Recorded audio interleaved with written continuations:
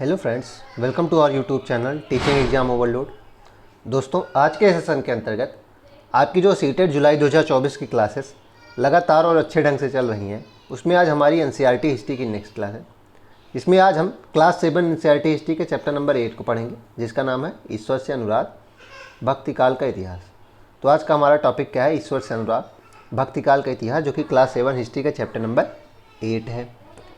तो चलिए फिर सेशन को शुरू करने से पहले हमारी एक रिक्वेस्ट है कि हमारे चैनल को लाइक करें, सब्सक्राइब करें तथा ज़्यादा से ज़्यादा शेयर करें।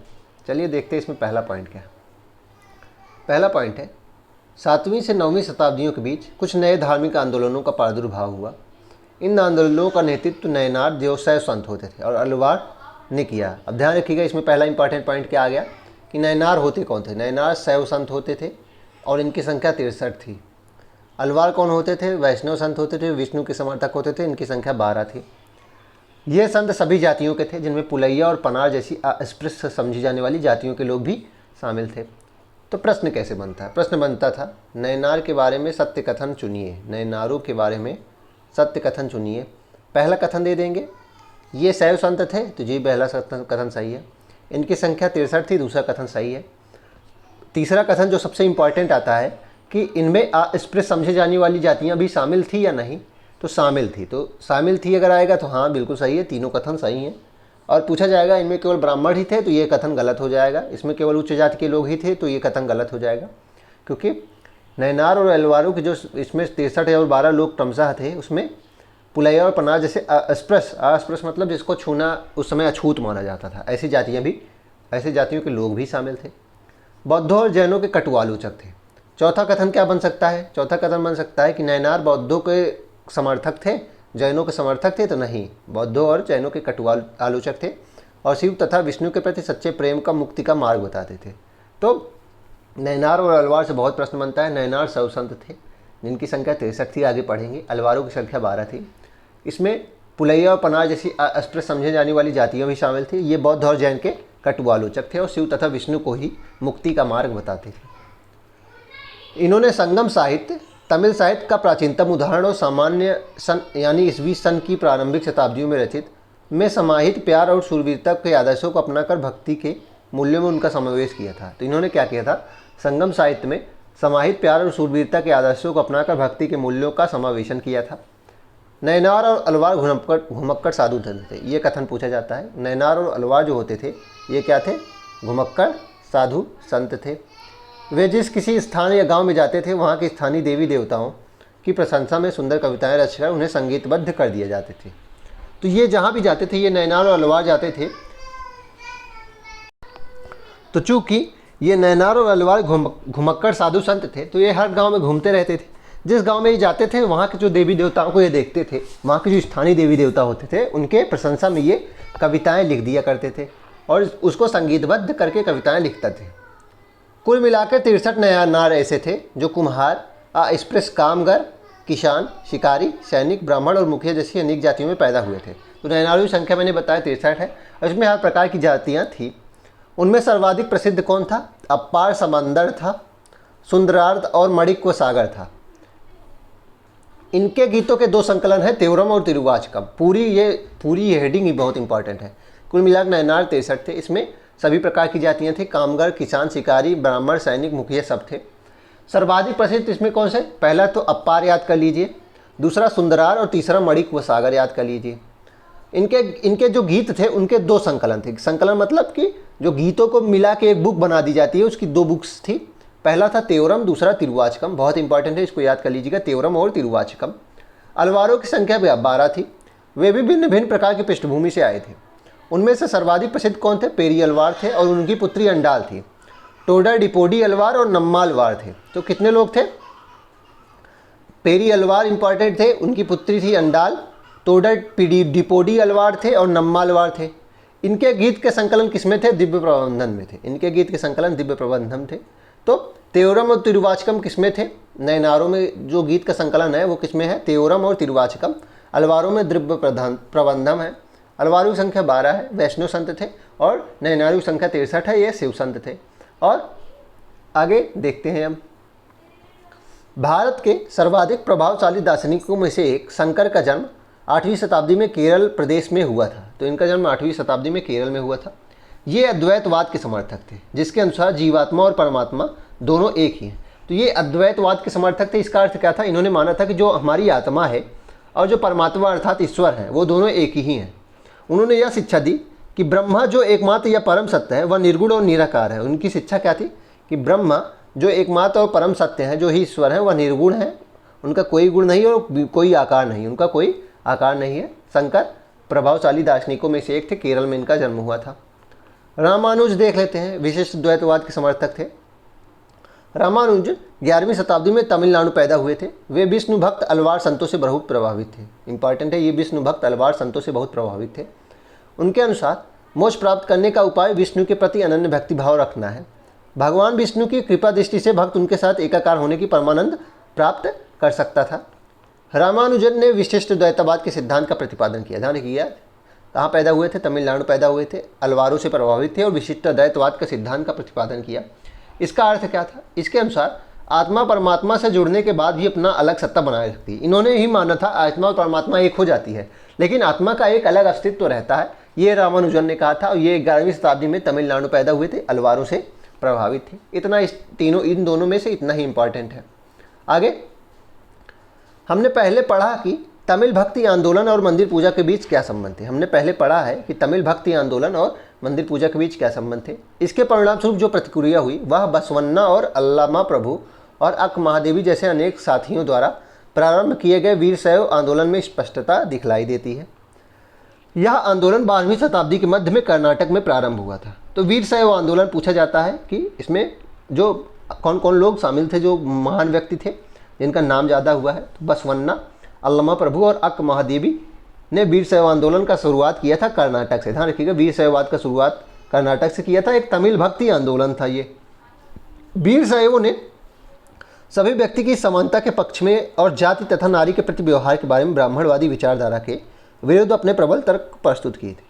तो उस समय जो ब्राह्मण विचारधारा चल रही थी उसके विरुद्ध वीरशैववादी जो थे, वीरशैव लोग थे, उन्होंने उनका विरोध किया था और समानता की बात करते थे और नारी सम्मान की बात कहते थे। ये समानता और नारी सम्मान की बात करते थे, जो कि ब्राह्मणवादी विचारधारा के बिल्कुल ही विरुद्ध थी।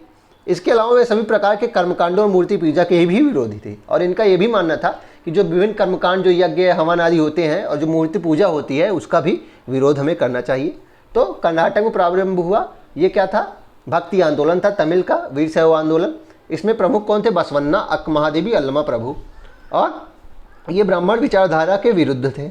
आगे देखते हैं, 13वीं से 17वीं शताब्दी तक महाराष्ट्र में अनेकानेक संत कवि हुए, जिनके सरल मराठी भाषा में लिखे गए गीत अभंग आज भी जनमन को प्रेरित करते हैं।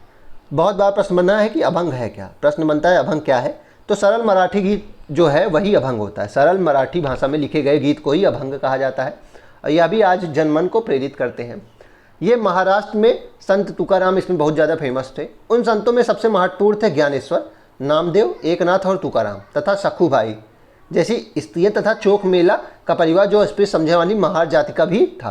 तो प्रश्न बनता है कि जो महाराष्ट्र में अनेकानेक जो संत कवि हुए थे, जो अभंग गाते थे, उसमें क्या केवल ब्राह्मण ही थे? नहीं, उसमें अस्पृश्य समझे जाने वाली महार जाति भी शामिल थी। ध्यान रखिएगा, उसमें अस्पृश्य समझे जाने वाली महार जाति भी शामिल थी। अगला पॉइंट था कि भक्त की यह क्षेत्रीय परंपरा पंढरपुर में विट्ठल, जो कि विष्णु का भगवान के एक रूप हैं, पर और जनमन के हृदय में विराजमान व्यक्तिगत देव संबंधी विचारधाराओं पर केंद्रित थी। और यह जो परंपरा थी वह विष्णु के एक रूप विट्ठल और ईश्वर जो थे उनसे संबंधित विचारों पर केंद्रित थी। उन्होंने इस बात पर बल दिया कि असली भक्ति दूसरों के दुखों को बांट लेना है। इन्होंने क्या कहा था कि दूसरों के दुखों को बांटना ही असली भक्ति है। इससे एक नए मानवतावादी विचार का उद्भव हुआ, जैसा कि सुप्रसिद्ध गुजराती संत नरसिंह मेहता ने कहा था, वैष्णो जन तो तेने कहिए पीर पराई जाने रंग। ध्यान रखिएगा, तो सुप्रसिद्ध गुजराती संत नरसिंह मेहता ने क्या कहा था, वैष्णो जन तो तेने कहिए पीर पराई जाने रे। प्रश्न बनता है कि यह किसका गान है, तो यह नरसिंह मेहता का गान है और महात्मा गांधी का सबसे फेवरेट गीत यही था, वैष्णो जन तो तेने कहिए। ध्यान रखिएगा, इसका किसने गाया था, सुप्रसिद्ध गुजराती संत नरसिंह मेहता ने कहा था। अभंग क्या था, मराठी भक्ति गीत संत तुकाराम ने गाया था। अभंग मराठी भक्ति गीत था जिसे संत तुकाराम ने गाया था। ध्यान रखिएगा, संत तुकाराम ने गाया था। नाथपंथी, सिद्धाचार और योगी जन क्या था, देखते हैं। इन्होंने संसार का परित्याग करने का समर्थन किया। इन लोगों ने संसार का परित्याग करने का समर्थन किया।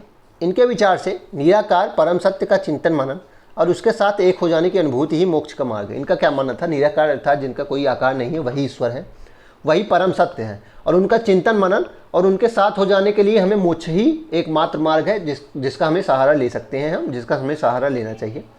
इसके लिए इन्होंने क्या क्या बताया कि योगासन करिए, प्राणायाम करिए और चिंतन मनन करिए। इन्होंने बताया योगासन करिए, योगा करिए, प्राणायाम करिए और चिंतन मनन क्रियाएँ करिए, जिसके माध्यम से मन एवं शरीर के कठोर प्रशिक्षण देने की आवश्यकता पर बल भी दिया था। मतलब इन सभी क्रियाओं से मन को और शरीर को कठोर करिए। ये समूह खासतौर पर नीची कही जाने वाली जातियों में बहुत लोकप्रिय थी, और ये समूह था जो निचली जाति थे, जो गरीब जातियाँ थे, जिनका दमन होता आया था शुरुआत से ही, उनमें बहुत ज़्यादा लोकप्रिय हो गए थे नाथपंथी लोग। उनके द्वारा की गई रूढ़िवादी धर्म की आलोचना ने भक्ति मार्गी धर्म के लिए आधार तैयार किया, और ये जो रूढ़िवादी धर्म की आलोचना करते थे उन्हीं के कारण भक्ति मार्गी धर्म के लिए आधार तैयार हुआ, जो आगे चल के उत्तरी भारत में बहुत ज़्यादा लोकप्रिय हो गया था। नाथपंथी जो विचारधारा थी वह उत्तर भारत में बहुत ज़्यादा लोकप्रिय बन गई।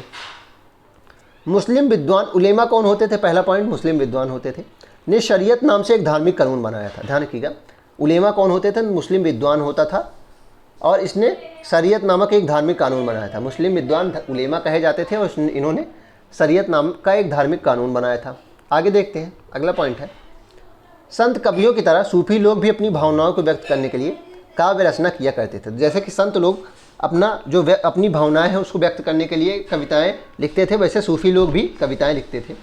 गद्य में एक विशेष साहित्य तथा कई किस्से कहानियाँ इन सूफी संतों के इर्द गिर्द विकसित हुई हैं, और गद्य और पद्य में और कहानियों में सूफी संत के बारे में बहुत सारी जानकारियाँ हमें मिलती हैं, उन्हीं के इर्द गिर्द ये लिखी गई हैं। मध्य एशिया के महान सूफी संतों में गज़ाली, रूमी और सादी नाम का उल्लेखनीय नाम है। नाथपंथियों, सिद्धियों और योगियों की तरह सूफी भी यही मानते थे कि दुनिया के प्रति अलग नज़रिया अपनाने के लिए दिल को सिखाया पढ़ाया जा सकता है। जैसे कि नाथपंथी सिद्ध और योगी थे, वैसे ही सूफी भी यह मानते थे कि हमें दुनिया के प्रति अगर अलग नज़रिया रखना है तो हम अपने आप को, दिल को समझा सकते हैं। उन्होंने किसी औलिया या पीर की देख रेख में जिक्र, जिसे नाम का जाप करना है, चिंतन, क्षमा अर्थात गाना गाना, रक्स अर्थात नृत्य करना, नीति चर्चा, सांस पर नियंत्रण आदि के जरिए प्रशिक्षण की विस्तृत रीतियों का विकास किया। इन्होंने क्या कहा कि किसी औलिया या पीर, मतलब कि किसी इंपॉर्टेंट व्यक्ति, किसी धार्मिक इंपॉर्टेंट व्यक्ति की देख रेख में जिक्र करिए अर्थात नाम का जाप करिए। जैसे नाम का जाप करना होता है, जैसे राम राम का जाप करना, वैसे उनकी भी था उसमें।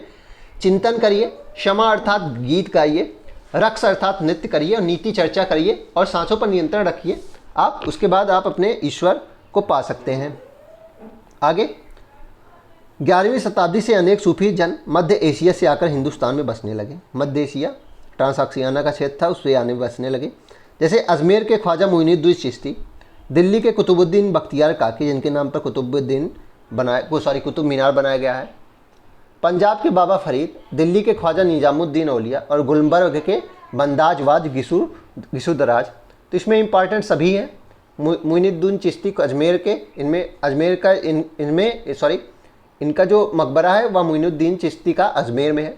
दिल्ली के कुतुबुद्दीन बख्तियार काकी, इनके नाम पे कुतुब मीनार बनी है। और निजामुद्दीन औलिया ने ही कहा था दिल्ली अभी दूर है, इन्होंने ही कहा था दिल्ली अभी दूर है। आगे देखते हैं, खानकाह कौन होते थे? सूफी संत जहाँ रहते थे वही खानकाह होता था। खानकाह क्या होता था? सूफी संत जहाँ रहते थे वही खानकाह होता था। ध्यान रखिएगा। चैतन्य देव क्या है? 16वीं शताब्दी के बंगाल के एक भक्ति संत थे। इन्होंने कृष्ण राधा के प्रति निष्काम भक्तिभाव का उपदेश दिया था। तो चैतन्य देव पूछ सकते हैं, बंगाल के एक भक्ति संत थे। सूरदास के बारे में अब दिया गया था इस बुक में, देख लेते हैं इस चैप्टर में। श्री कृष्ण के अनन्य भक्त थे। इनकी रचनाएं सूरसागर, सुरसारवली और साहित्य लहरी में संग्रहित हैं एवं उनके भक्तिभाव को अभिव्यक्त करती हैं। तो इनकी मुख्य रचनाएं सूरसागर, सुरसारवली और साहित्य लहरी। असम में शंकर देव, जो इन्हीं के समकालीन थे, ने विष्णु की भक्ति पर बल दिया और असमिया भाषा में कविताएं तथा नाटक लिखे। असम में एक कवि थे शंकर देव, इनके समकालीन थे। उन्होंने असमिया भाषा में विष्णु की भक्ति पर बल दिया और अपनी रचनाएं विष्णु के प्रति रखी।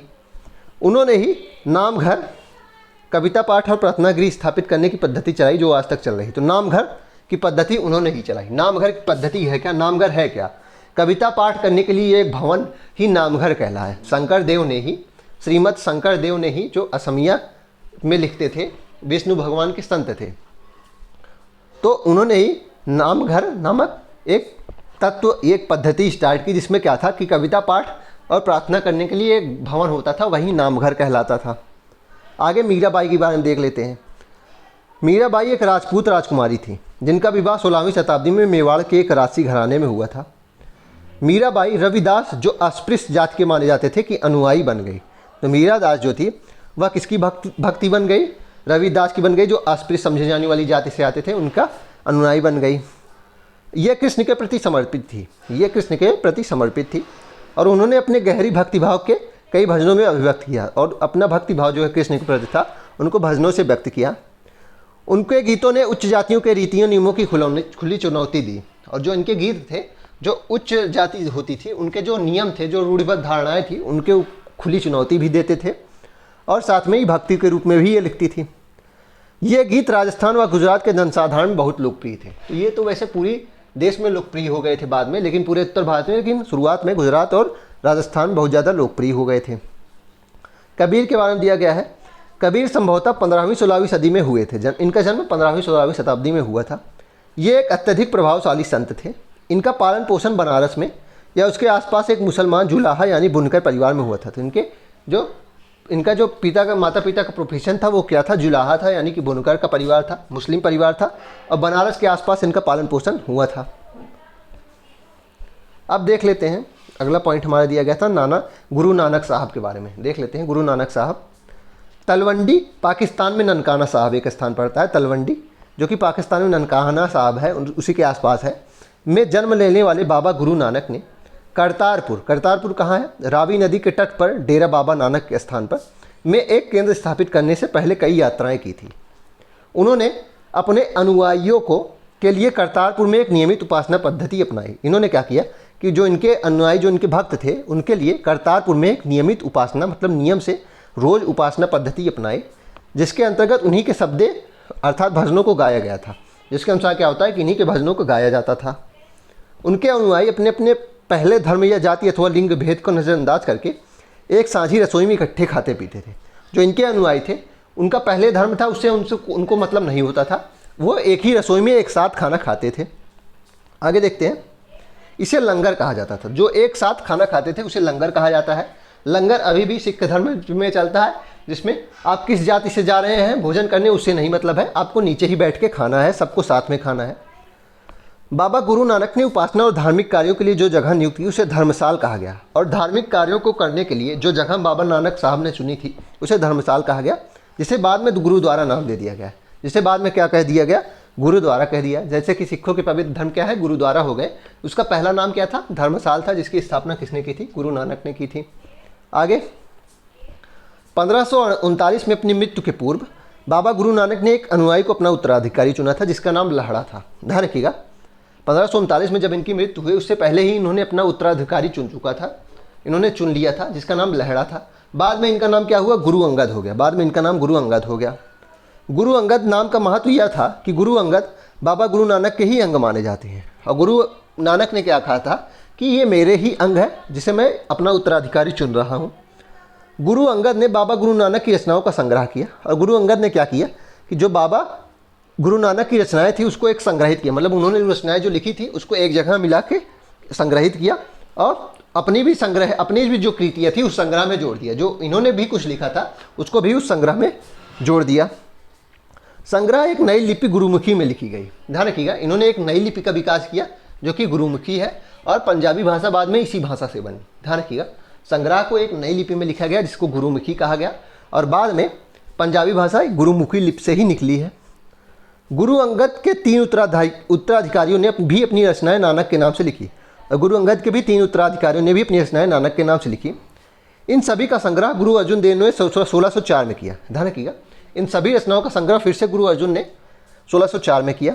इस संग्रह में शेख फरीद, संत कबीर, भगत नामदेव और गुरु तेग बहादुर जैसे सूफी संतों और गुरुओं की वाणी जोड़ी गई। 1706 में इसे बृहद संग्रह को गुरु तेग बहादुर के पुत्र व उत्तराधिकारी गुरु गोविंद सिंह ने प्रमाणित किया। तो 1706 में क्या हुआ कि इन सभी रचनाओं को फिर से संग्रहित किया गया और बृहद संग्रह के रूप में माना गया। और किसने किया था? गुरु तेग बहादुर के पुत्र व उत्तराधिकारी गुरु गोविंद सिंह ने इसे प्रमाणित किया। आज इसे क्या कहा जाता है? गुरु ग्रंथ साहिब कहा जाता है। तो जब गुरु गोविंद साहब ने जो विभिन्न बहुत सारे संत थे उनके संग्रहों को एक बार फिर से संग्रहित किया और एक बृहद संग्रह के रूप में मनाया। तो इसका नाम क्या पड़ गया? गुरु ग्रंथ साहब हो गया। आगे देखते हैं। जहांगीर ने 1606 में गुरु अर्जुन देव को मृत्यु का दंड देने का आदेश दिया। जहांगीर ने 1606 में गुरु अर्जुन देव को मृत्यु दंड देने का आदेश दिया। 17वीं शताब्दी में सिख आंदोलन का राजनीतिकरण शुरू हो गया और 17वीं शताब्दी में सिख आंदोलन का राजनीतिकरण शुरू हो गया, जिसका दूरगामी परिणाम यह हुआ कि 1699 में गुरु गोविंद सिंह ने खालसा की स्थापना का निर्माण किया। 1699 में इंपॉर्टेंट है, प्रश्न बनता है खालसा किसने बनाई? खालसा गुरु गोविंद सिंह ने बनाया और 1699 में बनाया। खालसा पंथ के नाम से जाने जाने वाला सिख समुदाय अब एक राजनीतिक सत्ता बन गया था और खालसा पंथ के नाम से जाने जाने लगा ये, और ये अब क्या हो गया? एक राजनीतिक सत्ता बन गया था। अब धार्मिक दृष्टिकोण के साथ साथ एक राजनीतिक दृष्टिकोण इसका बन चुका था। अगला पॉइंट है, लास्ट पॉइंट है, 16वीं सदी का समय यूरोप में भी एक धार्मिक अंतःक्षोभ यानी उथल पुथल का काल था। तब ईसाई धर्म में अनेक परिवर्तन हुए, जिन्हें लाने वाले महत्वपूर्ण नेताओं में से एक थे Martin Luther king. Martin Luther ने लैटिन भाषा की बजाय आम लोगों की भाषा के प्रयोग को प्रोत्साहन दिया और बाइबल का जर्मन भाषा में अनुवाद किया। तो प्रश्न बनता है कि मार्टिन लूथर किंग ने क्या किया? तो बाइबल का जर्मन भाषा में अनुवाद किया था। वे दंड मोचन की उस प्रथा के घोर विरोधी थे जिसके अंतर्गत पाप कर्मों की क्षमा कराने के लिए चर्च का दान दिया जाता था। छापे खाने के बढ़ते हुए प्रयोग में ही उनकी रचनाओं का व्यापक रूप से प्रचार प्रसार हुआ और जो प्रिंटिंग प्रेस उस समय बहुत ज़्यादा विकास हो चुका था, इसलिए इनकी जो रचनाएं थी उसका व्यापक प्रचार और प्रसार हुआ। तो इसी के साथ आज के सेशन को हम समाप्त करते हैं। आशा करता हूँ कि आपको यह क्लास पसंद आई होगी। अगर आप इसी तरह के अन्य सेशन भी देखना चाहते हैं तो हमारे YouTube चैनल को लाइक करें, सब्सक्राइब करें तथा ज़्यादा से ज़्यादा शेयर करें। चलिए फिर, धन्यवाद।